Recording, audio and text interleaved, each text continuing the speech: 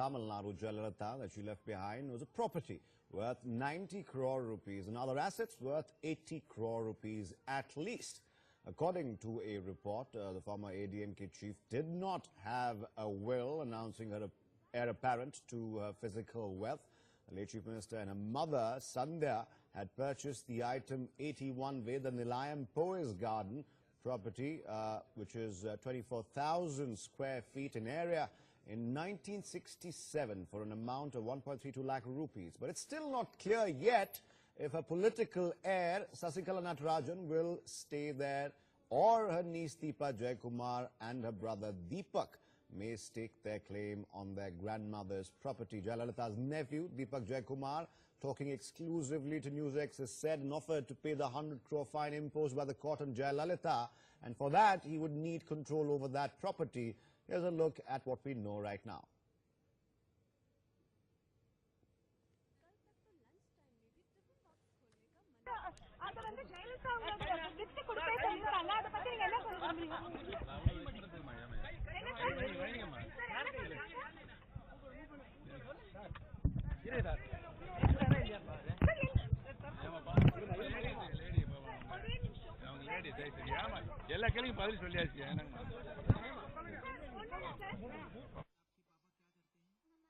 Kumar spoke to my colleague Priyamvada exclusively, clearly saying he has no political ambitions, but he will stake the claim for the property that his aunt had owned. Take a look.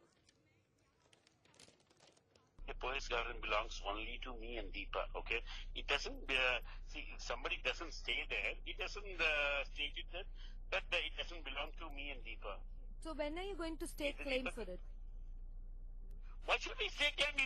When it's my property, so why should I stake claim for that? But someone else is there, some other family member is there. Let them say, okay, let's ask something to that, okay? So if you stay there, then it's my property, you're staying there. So you're paying rent for me. This is like staging a new, idea and trying to throw dirt on everyone's face.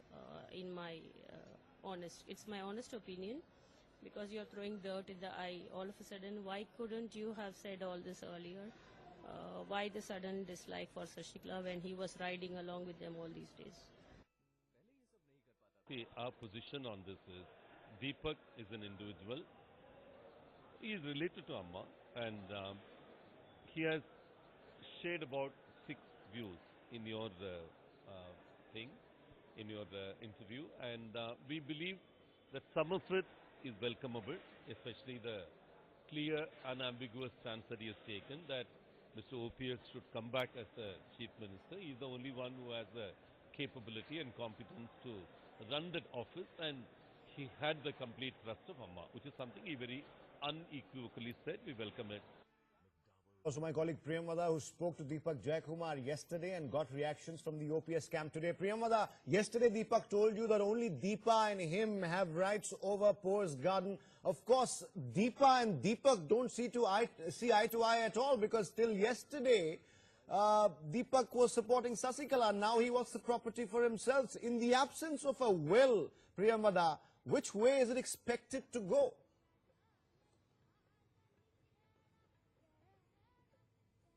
Well, looks like the dynamics between Deepa and Deepak has indeed changed now, because yesterday Deepak says, I'm okay to accept even Deepa as the General Secretary of the AIADMK, but not J Dinakaran as the Deputy General Secretary. So, looks like my sources are telling me the sister and brother duo have started talking to each other, but obviously there is going to be more pressure now from Jayalalitha's only blood relations, Deepa and Deepak Jayakumar, to make the will public, because OPS camp is also demanding that. So it's not going to be an easy road ahead for Dinakaran or Venkatesh or Edapadi Palaniswamy, especially the Sasikala family, considering Sasikala and Illavarasi are in the prison. Right now, there might be pressure on them to reveal the will of J Jayalalithaa. But having said that, we know that be Divakaran or Dinakaran They're quite seasoned politicians.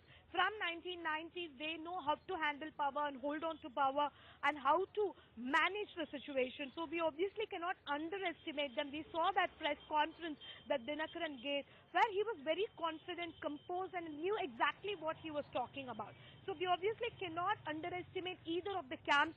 But definitely now the team against Sasikala is teaming up together, is coming together and coming together. But then we have to wait and see if they're really going to come together.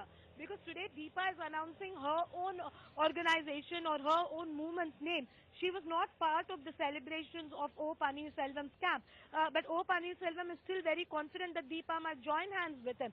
But unless these forces join hands together and oppose Sasikala team, we do not know what will actually come out, considering 4 years of powers is still very much with the Sasikala. Now, Priyamada, yesterday in your interview, the telephonic interview that we saw, a very interesting thing that Deepak Jayakumar mentioned was that he's willing to pay the 100 crore fine levied on J Jayalalithaa by the court, and for that he'll need to raise capital. Now, getting property is one way of doing that. Now, he's hung on to that particular angle in the hopes, I would presume, of legitimizing his claim, really. He also asked for 3-4 days or 3-4 months, perhaps, to raise that particular money. Is there a chance that Deepa and Deepak, just to pay the fine, might just go in for a reconciliation?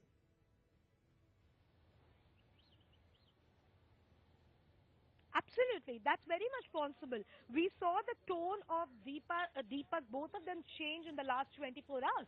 Deepak says it's fine, and he repeatedly says that the properties belong to me and my sister, especially the Poets Garden residence, which he says his grandmother built. The money was given by his grandmother.